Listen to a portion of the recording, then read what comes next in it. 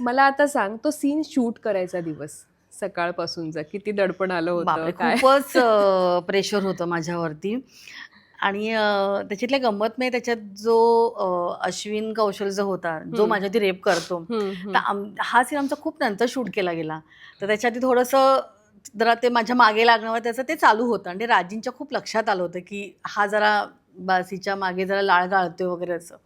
तर ते म्हणाले की प्राजक्ता तेरे को बिल्कुल डरना नहीं, अगर वो कुछ ज़्यादा कुछ करेगा ना तो मैं यहाँ पर ये लेके बैठा हूँ, उसको चुबव दूंगा. और त्यांनी त्याला पहिल्यांदा सांगितलं की जेवढं पाहिजे तेवढंच करायचं, उगाचच काही एक्स्ट्रा करायचं नाही वगैरे. पण सांगू हम्म. प्रणाली, तो सीन शूट करताना ना मला बाकीच्या भीतीपेक्षा ना आता आपण जे ऐकतो की मी मुलींवरती जे रेप्स होतात हो. वगैरे असं, आणि तुम्ही कितीही तुम्ही सेल्फ डिफेन्स शिका, काहीही करा, पण तुम्ही त्या मोमेंटला तुम्ही काहीच नाही करू शकत. हेल्पलेस होतो तुम्ही अगदीच हेल्पलेस होता. मी तो अनुभव त्यावेळेला मी घेतला म्हणजे. त्याच्यामुळे आपण. असं तू म्हणते जसं की तो रोल करताना तू मानसिकरित्या आपण ते डाऊन होतो, हो. प्रत्यक्षात काय होत असेल हा बापरे! मला आत्ताही माझ्या अंगात काटा आलाय काटा म्हणजे येतो. असं. त्याच्यामुळे असं वाटतं की अरे यार, मुलींना ह्या न्याय मिळालाच पाहिजे. म्हणजे कुठेतरी आपली जो कायदा आहे तो खूपच कमी पडतोय. म्हणजे खूपच सौम्य असं वाटतं. मी जिथे त्यांना कडक शिक्षा आणि तिथल्या तिथे त्यांना जे आहे ना ते व्हायला शिक्षा पाहिजे. व्हायला शिक्षा पाहिजे. व्हायलाच पाहिजे. या भूमिकेने प्राजक्ताला अभिनेत्री म्हणून म्हण किंवा स्त्री म्हणून म्हण, बऱ्याचदा आपल्याला ना बदल होतात. आपण तो बदल हं. इनडायरेक्टली कळत नकळत कळत आपल्यावर नाही. होत असतो, अनुभवत असतो. दामिनी नंतरच्या ह्या भूमिकेमुळे, उर्मीच्या भूमिकेमुळे तुझ्यात काय बदल झाले? तुला एक माणूस म्हणून काय शिकायला मिळालं किंवा ऍक्ट्रेस म्हणून काय शिकायला मिळालं, आणि अनुभव कसे राहिले बाहेर फॅन सोबतचे ते पण सांगशील? फॅनसोबतचे अनुभव म्हणजे मला आत्ताही मला लोकं उर्मी म्हणून ओळखतात. हम्म. पण आता त्यांना वाटतं की तुम्ही उर्मी आहात, तुम्ही तेव्हा किती वेगळ्या दिसायचा, किती बारीक होतात वगैरे, हा ते त्यांचा प्रश्न असतो. पण तुम्ही आहात वगैरे. आणि आम्हाला तो सीन बघून अजूनही अंगावरती येतं वगैरे असं. म्हणजे आत्ताची पिढीसुद्धा त्यांनाही दामिनी पिक्चर माहिती आहे. येस. त्यांनाही उर्मी माहिती आहे हो, त्यांना. हो, हो. आणि हे जेव्हा कळतं की आत्ताच्या पिढीला माहिती आहे, तेव्हा असं खूप असं वाटतं की चला, म्हणजे ह्या लोकांच्यापर्यंत तो पिक्चर पोहोचलेला आहे. म्हणजे पोहोचलाय. मी आहे म्हणून नाही, पण सिनेमा पोहोचलाय, सिनेमा सिनेमातला पोहोचला. कारण तो सिनेमा कशावरती बेस आहे, त्या भावना त्यांच्यापर्यंत त्याचा आत्मा पोहोचलेल्या आहेत. खूप स्ट्रॉंग आहे आणि हां. त्यामुळे तो तितका पोहोचला. हो. आणि त्या ह्याच्यामध्ये मला कळलं, की एक कामवाली आणि ती मालकीण आहे, तर त्यांच्यातले रिलेशन म्हणजे हम्म. ती पण शेवटी एक माणूसच आहे. म्हणजे जी बरोबर. आपल्या घरची जी आपली हेल्पिंग हँड आहे, तो पण एक हम्म. माणूसच आहे. तर त्यांच्यातलं पण नातं कसं पाहिजे वगैरे. तर ते एक माणूस म्हणून मला ते पण एक खूप छान शिकायला मिळालं, की आपण सगळ्यांशी समानतेवरतीच आपण तुम्ही राहिलं बरोबर, पाहिजे. बरोबर, बरोबर. कारण शेवटी ती पण एक ती बाई आपल्या घरी हेल्पच आपल्याला करते आहे. हम्म. जसं आपण दुसरीकडे जाऊन काम करतो, तसं ती आपल्याकडे येऊन काम करते. त्याच्यामुळे कित्येक घरी मी असं बघते, की त्यांना कसंही वागवलं जातं, तर नाही. तसं नाही व्हायला पाहिजे. निश्चित, निश्चित. कारण तिच्यामुळे सुद्धा आज आपण बाहेर जाऊन काम त्यांच्यामुळेच करू आहोत शकतो. आपण. अगदीच, आपण बाहेर अगदीच. जाऊ शकतो बिनधास्तपणे हो. घरच्यांना त्यांच्यावर सोपवून. अगदीच, अगदीच, अगदीच. अदरवाईज ते असं सगळं असं वाटतं ना, एक वेळ घरातलं कोणी एक बाहेर गेला अगदीच. तरी म्हणजे आपली चालतं, ती पण ती घरचीच आपली एक माणसं. व्यक्ती हां, असते. पण ती माणसं नसतील तर आपल्याला असं वाटतं, अरे आज हो. झालं सगळं कामाचं झालं. बोंब आहे, असं वाटतं. पण आता मी तुला जो प्रश्न विचारला, की माणूस म्हणून तुझ्यात कसा बदल झाला या भूमिकेनंतर, ते मला सांगशील? कारण काय आहे, आज तू जसं म्हणालीस की समाजात या गोष्टी घडतायत, या काही आत्ताच नाही घडत, पूर्वपरंपरा घडत आल्यात. पूर्वी ते तितकं बोललं नाही कदाचित गेलं असेल किंवा आतल्यात दाबून ठेवलं आता त्या जायचं. गोष्टी समोर आता येतात. त्या समोर येत समोर आहेत. येतात. पण असं असतं ना की त्या सिनेमात ती मालकीण तिच्यासाठी लढते, ती जिंकते, त्याचा तो जिंकते. प्रवास आहे.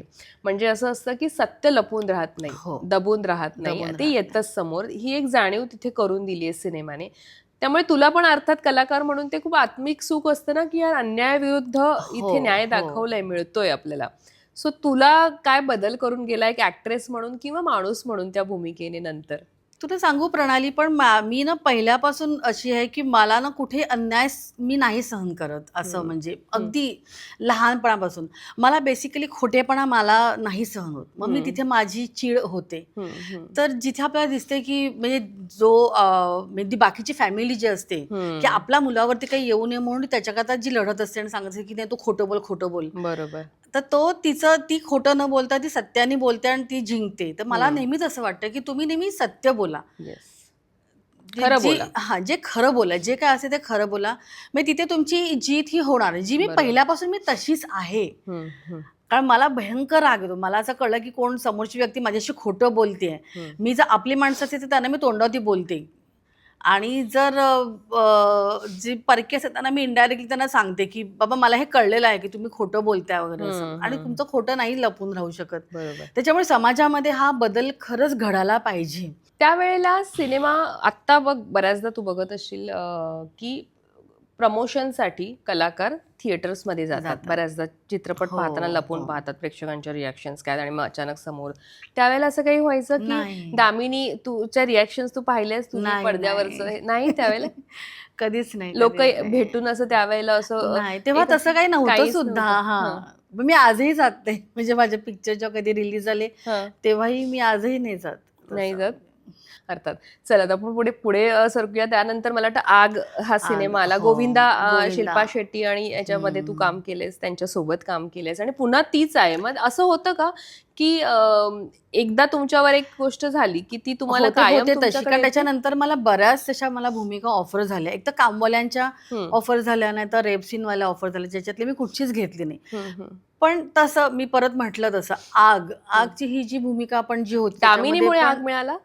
दामिनीमुळे आग मिळाला असं नाहीये. हां. मला ऍक्च्युली माझं एक एक काम बघूनच मला दुसरी कामं मला मिळत गेले, आणि हां. दामिनी आणि आगमध्ये तसा पिरियड गेलेला आहे. हं, म्हणजे हं. साधारण 2-3 2 वर्ष. वर्षाचा हां, 2-3 फरक वर्ष. आहे हां. त्याच्यामध्ये. पण या मीनवाईल तशा म्हटलं तसं मला बाकीच्या भूमिका येत होत्या. हं. एकतर हिंदी पिक्चरमध्ये कामवाल्यात, एक तर हिंदी हं. पिक्चरमध्ये कामवाल्या म्हटलं म्हणजे त्यांना महाराष्ट्रीयन आर्टिस्ट का माहिती नाही, त्यांना ते मोलकणीच हो, वाटतात. हो, म्हणजे हो. त्या कितीही चांगल्या ऍक्ट्रेस असल्या तरी त्यांना तो एक जो स्टॅम्प लागलेला आहे तसं आधीपासून. आधीपासून, तर तो चुकीचा आहे हो, ऍक्च्युली. हो. म्हणजे तसं. आणि त्याच्यानंतर बऱ्याचशा मला रेप सीन करता तशा भूमिका येत होत्या, ज्याच्यातल्या मी कुठच्याच नाही घेतल्या. पण आगमध्ये तसंच. आता आगमध्ये सुद्धा हिच्यावरती जो रेप होतो, कारण हं. भाऊ बहिणीचं त्याच्यामध्ये नातं नातं आहे. हां. खूपच ते जवळचे दाखवले आहेत. हं, हं. आणि ज्या कारणामुळे नंतर ती बहीण वेडी होते आणि भाऊ सगळं सोडून तिच्याकरता फाईट करतो वगैरे असं, तिला वेगळ्या ह्याच्यात घेऊन जातो वगैरे असं, आणि तिला लपवून ठेवतो का आता आपली बहीण कोणाच्या समोर येऊ नये येऊ नये. वगैरे हं, असं. हं, हं. तर ती पण एक त्या भाऊ बहिणीच्या नात्यावरती ती फिल्म होती, ज्याच्यामध्ये तो रेप सीन खूप महत्वाचा होता, म्हणून मी ती फिल्म एक्सेप्ट केली. हं, हं, हं. फक्त काय तो जो ट्रेंड होता त्यावेळेला, आग तेवढी चालली नाही, कारण गोविंदाचा तो कॉमेडी नंतर चालली आग. नंतर चालली. हा, हां. पण गोविंदाचं ते वेगळंच त्याच्याकरता ते कॅरेक्टर कॅरेक्टर होतं, होतं. जे त्यांनी येस. खरंच खूपच सीरियस चांगलं छान केलं छान होतं, केलंय. प्रश्नच येस. नाही. पण तो कॉमेडीचा त्यावेळेचा त्याचा ट्रेंड होता, आणि त्याच्यात त्याची ही वेगळी भूमिका होती, जी लोकांनी फार अशी एक्सेप्ट नाही एक्सेप्ट केली नाही ती. केली. नंतर आग चालला आणि अजूनही हां. आग टीव्हीवर लागला तर बराच पाहायला वेळेला जातो. आमच्या त्या केबलवरती तर म्हणजे बापरे, आग आणि नाही, नाही. दामिनी आणि धडाकेबाज हे हो, तिन्ही हो. पिक्चर सतत लागायचे. मला सांग गोविंदा सेटवर वेळेत यायचे का? आम्ही ना आत्ता जे ऐकतो तर ते मी आता म्हणून मुद्दामून त्यांच्यासोबत काम केलेल्या आपल्या मराठी कलाकारांना नाही, विचारते की खूपच. ही जी रडया, कधी कधी असं वाटतं की मोठ्या स्टारला उगाचच नावं ठेवली जातात, नाही, नाही, पण नाही. गोविंदाचं कसं होतं? अगदीच म्हणजे ऐकले ते खरं सत्यच आहे. आमची सुरुवात आम्ही कोइंबतूरला होतो, तिथे आमचं सगळं शूटिंग झालं. ते तर आमचं आउटडोअरच होतं. म्हणजे आउटडोअरला काय तुम्ही तिथेच राहता, तर तुम्हाला हम्म. उठून फक्त यायचं आहे वेळेमध्ये, तर तेही बरोबर. नाही. आणि त्याच्यामध्ये पण खूप आर्टिस्ट होते, म्हणजे कादर खान, शक्ती हो. कपूर वगैरे, गुलशन ग्रोवर वगैरे, हम्म. सगळे बरेच हम्म. होते आर्टिस्ट. आणि सगळं आमचं आउटडोअर होतं शूटिंग. आम्ही म्हणजे उन्हामध्ये वगैरे असं आम्ही सगळे सकाळीपासून येऊन बसायचो, पण गोविंदा नेहमी दुपारनंतरच सेटवरती यायचा. कॉल म्हणजे टाइम अख्खी कितीचा असायचा? कॉल टाइम तर 9चा असायचा, आणि रोज सांगायचे, रवीजी रोज गोविंदाजी कल टाइम पे आना, हा कल टाइम पे आना. पण ते कधीच वेळेला यायचे नाही. मग आमची अर्धी शिफ्ट आमची अशीच फुकट जायची. त्यांच्याशिवाय काय असायचं ते तेवढं आम्ही काम करायचो, पण त्यांच्या बरोबरचं जे काम असायचं ते दुपारच्या नंतरच पण चालू कोणी व्हायचं. रागवायचं नाही? आता समजा शिल्पा शेट्टी होती, नाही, कोणीच कादर रागवायचं खान, नाही, गुलशन गुर, कोणीच नाही? नाही, नाही. मग ते आल्यावर कसे असायचे ते? आल्यावरती मग चला पटापट आपण, मग ते फास्ट एकदम. मग आल्यानंतर मग टाइमपास कधीच नाही. पण त्या वेळामध्ये म्हणजे मला पण एक सांगू, मी आणि शिल्पा शेट्टी मग कादर खानच्याकडनं फावल्या वेळामध्ये काय करणार, मग आम्ही त्यांच्याकडनं उर्दू शिकायचो. ओ वाव. तर ते आम्हाला मग उर्दू शिकवायचे. म्हणजे आम्ही असा आमचा वेळ तसा आणि कादर कारणीभूत खान लावला. खूप उत्तम लिहायचे अगदीच, त्यामुळे, आणि अगदीच. त्यांचं हिंदी खूपच अगदीच, छान होतं. खूपच छान. मग आम्ही दोघीजण आमचा वेळ तसा हे करायचो, कारणी लावायचो. शिल्पा शेट्टी कशी होती? अरे खूपच गोड आहे ती. तिला मराठी खूपच. आवडतं, पण ती बोलते पण ना, आणि हो, त्यावेळेला हो, बोलायची ती. हो, बोलायची. खूपच गोड आहे ती. पुन्हा कधी भेट झालीये अगदीच. त्याच्यानंतर? म्हणजे माझं जेव्हा आम्ही अरेचे धमालचं सवेरा स्टुडिओला शूटिंग करत होतो, हा. म्हणजे मला सांगू प्रणाली, काही काही उलट मराठी ज्या ॲक्ट्रेस आहेत त्यांचा मला अनुभव वाईट आहे, हम्म.